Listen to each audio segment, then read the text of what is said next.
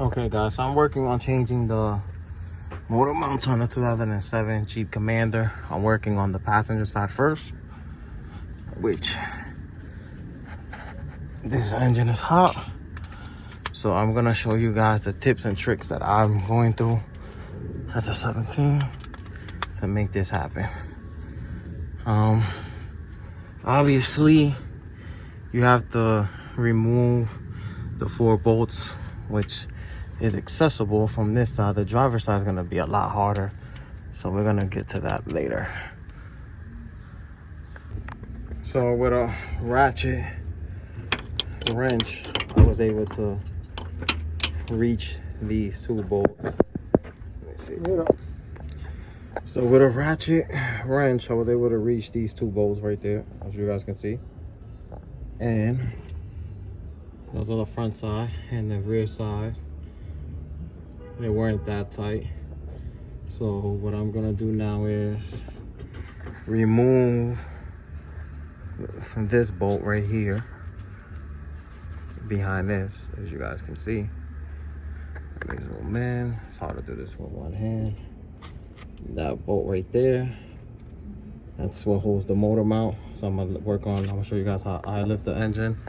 This is can't lift it through there, but this is a metal crank, so I'm gonna just put a piece of wood and lift it from here just slightly enough to get the engine mount out. As you guys can see, I took the old one out right through the front. I'm gonna show you how I put this one in.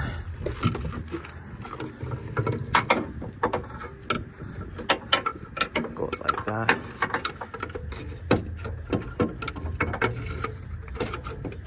Here's how to get it through over the transmission line. And once you get it there, with one hand it's almost impossible, but you guys get what I'm trying to tell you.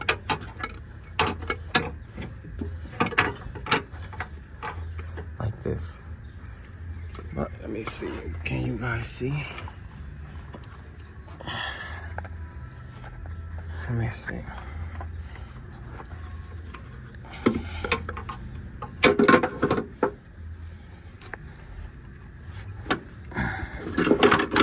Okay, so you guys can see it's placed. Now, driver side, guys, is extremely difficult, but it is doable. The top bolt towards the rear of the car is the hardest one to get. So a wrench works if you have a stubby one, and you know, you have to take off this ground wire that's right, let me see if I can zoom in for you guys, right there. That ground wire I had to take off. I'm gonna shove this back in here like a little Tetris game and show you guys how I'm gonna tighten everything down. It's difficult to get recordings, but it is possible to do it. I'm doing this right here on gravel, you see.